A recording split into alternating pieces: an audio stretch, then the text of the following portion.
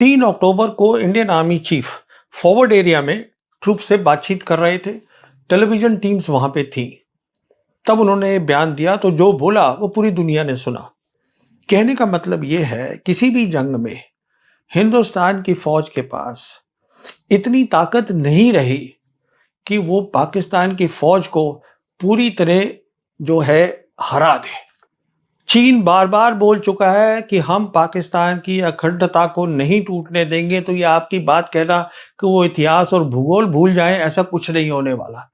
चीन बहुत बड़ी ताकत है। चीन खड़ा है पाकिस्तान के साथ, उसको शिकस्त देना जो है बहुत। सिंदूर जब हुआ तो उसमें भी जो अटैक किया, टोटल जो है बताया गया कि 9 टेररिस्ट इंफ्रास्ट्रक्चर पे अटैक हुआ। टेररिस्ट फिर से, जिसमें 2 के ऊपर एयरफोर्स यूज हुई और 7 के ऊपर इंडियन आर्मी यूज हुई। और आधे घंटे के अंदर अंदर ये करने के बाद हमने पाकिस्तान के डीजीएमओ को ये बता दिया कि हम लड़ाई आगे नहीं करना चाहते। द विल टू फाइट हमने फिर वहां बता दी। उन्होंने कहा जैसे बालाकोट में था कि नहीं, ये तो आपने किया है, हमें भी जवाब करना है, तो उन्होंने जवाब दिया। उसके बाद देखिए क्या हुआ। 8 तारीख को अगले दिन एक खबर आई, हमारी जो अपनी एम्बेसी है उन्होंने प्रेस रिलीज दी वॉशिंगटन में कि जो हमारे एनएसए हैं डोवल साहब, उनकी बात मार्को रूबियो से हुई है, उनका काउंटर पार्ट जो है अमेरिका के अंदर, और डोवल साहब ने मार्को रूबियो को पूरा यहाँ का ब्यौरा दिया कि यहाँ क्या हो रहा है। देने की ज़रूरत क्या थी, पर दिया।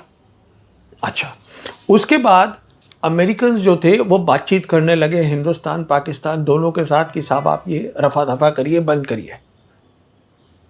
फिर पता चला कि 10 मई को प्रेसिडेंट ट्रंप का सबसे पहले सोशल मीडिया पर मैसेज आया कि दोनों साइड तैयार हो गए हैं सीज फायर के लिए, परमानेंट सीज फायर के लिए हमारे हस्तक्षेप से। उसने ये बोला कि मैंने करवाया है ये। और उसके फौरन बाद मार्को रूबियो का मैसेज आया सोशल मीडिया पे कि दोनों साइड तैयार हो गए हैं सीज फायर के लिए, और दोनों साइड ये भी तैयार हो गए हैं कि हम किसी न्यूट्रल जगह पे बैठकर कहीं पर कंट्री में जहां भी हम बातचीत करके अपने मसलों को बातचीत करेंगे। उसके बाद फिर हमें पता चला पाकिस्तान की साइड से कि सीज फायर के लिए वो तैयार है।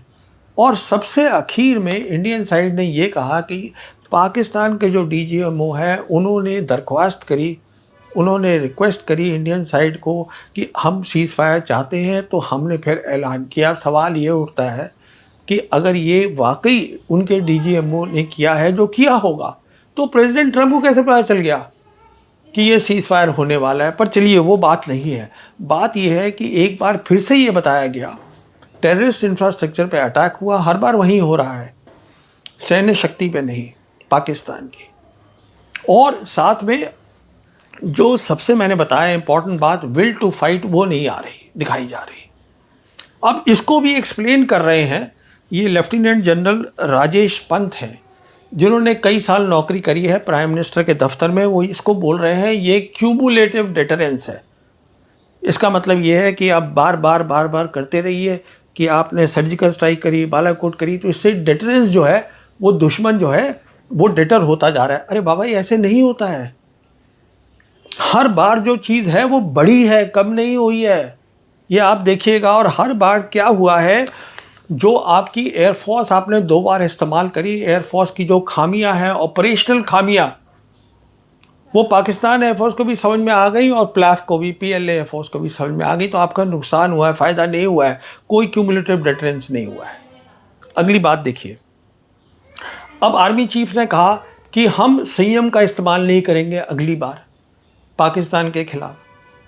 पहली बार क्या हुआ था, दुनिया ने देखा, आपकी लड़ाई देखा दुनिया ने, आपने देखा पाकिस्तान के साथ नहीं हुई। पाकिस्तान के साथ चीन खड़ा था। चीन बार बार बोल चुका है कि हम पाकिस्तान की अखंडता को नहीं टूटने देंगे, तो ये आपकी बात कहना कि वो इतिहास और भूगोल भूल जाएं, ऐसा कुछ नहीं होने वाला। चीन बहुत बड़ी ताकत है।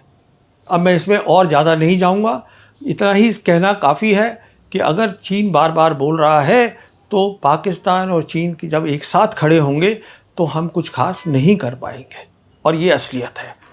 अगली बात देखिए, अगर देखा जाए तो लड़ाई हिंदुस्तान पाकिस्तान की जो पूरी जिसे हम वॉर बोलते हैं वो सन 71 में ही हुई थी। कारगिल कोई लड़ाई नहीं थी, वो कॉन्फ्लिक्ट था, पर वो अलग कहानी है, मैं उसमें नहीं जा रहा।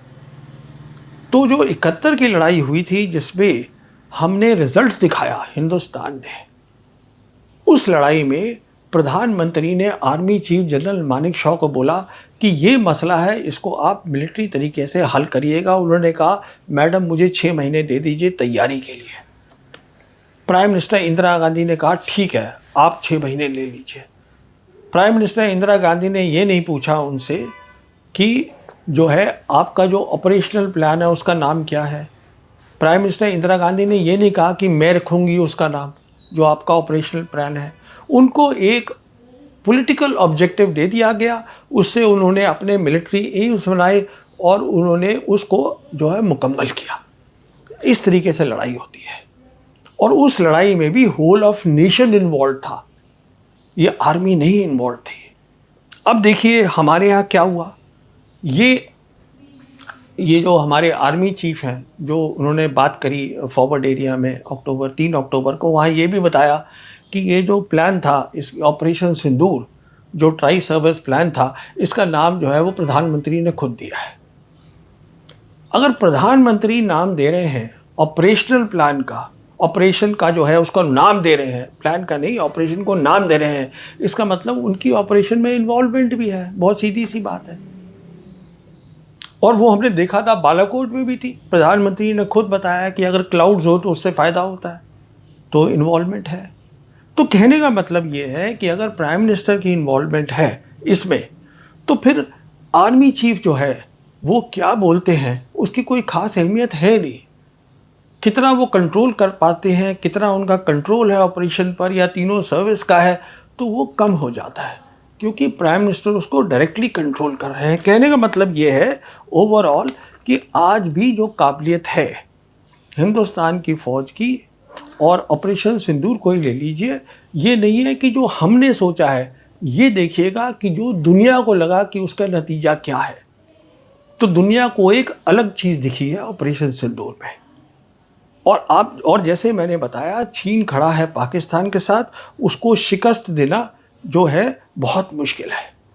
दूसरी बात यह है कि हमें जब तक हम विल टू फाइट नहीं दिखाएंगे, जज्बा कि हम लड़ेंगे, तो वो दूसरी साइड जो है वो प्रॉक्सी वॉर ख़त्म नहीं करेगी।